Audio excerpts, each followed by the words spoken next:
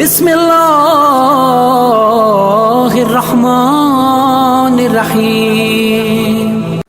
औज़ु बिल्लाहि मिनश्शैतानिर्रजीम। बिस्मिल्लाहिर्रहमानिर्रहीम।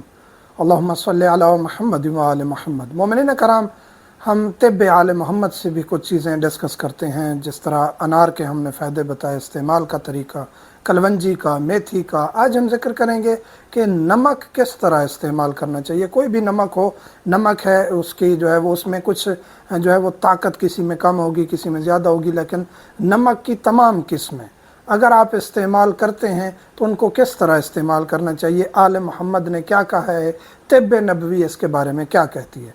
इमाम सादिक तमाम तफसीलात में जाने से कबल आपसे गुजारिश है कि हमारे चैनल सब्सक्राइब कर लें और साथ में बेल के आइकन को क्लिक कर लें ताकि हमारी ताज़ा तरीन वीडियोस आप तक बवक्त पहुंचती रहें। सादिक अलैहिस्सलाम फरमाते हैं कि नमक में 70 बीमारियों की शिफा है, और वो बीमारियां जो अल्लाह की ज़ात बेहतर जानती है, यानी इंसान को पता भी नहीं है कौन सी बीमारियां, अल्लाह 70 बीमारियों से महफूज रखता है।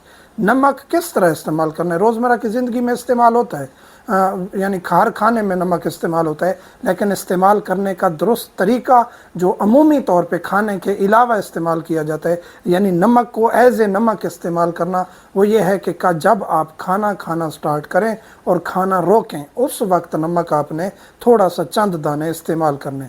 बाकी हर चीज़ जो अहले बैत ने बताई है वो बहुत ज़्यादा भी इस्तेमाल नहीं करनी और उसको छोड़ना भी है, छोड़ना भी नहीं है, हर चीज़ का बैलेंस रखना है। नमक भी आपने बहुत ज़्यादा नहीं खा लेना, और ब्लड प्रेशर के जो मरीज़ हैं वो नमक कम इस्तेमाल करें, लेकिन इस्तेमाल इस तरह करें जब आप खाना खाने बैठें चंद दाने ज़बान को लगा लें, खाना खाने के बाद फिर आप चंद दाने ज़बान को लगा लें, तो ये आपके लिए जो है वो शिफा का मूजिब है, और इससे आपकी जो बीमारियां हैं वो भी दूर होंगी, और इसकी फजीलत काफ़ी अहले बैत अलैहिस्सलाम ने ज़िक्र की है। यानी 70 ऐसी बीमारियां जो अल्लाह की ज़ात बेहतर जानती है, जिससे हम महफूज रहते हैं नमक इस्तेमाल करने से। यानी हर चीज़ को अगर हम अहले बैत अलैहिस्सलाम के बताए हुए तरीके पर इस्तेमाल करेंगे तो उससे हम फैज़याब भी होंगे, बीमारियों से भी दूर रहेंगे, और वो चीज़ हमें नुकसान भी नहीं पहुंचाएगी। मोमिनीन से मुल्तमस हूँ दुआओं में याद रखा करें।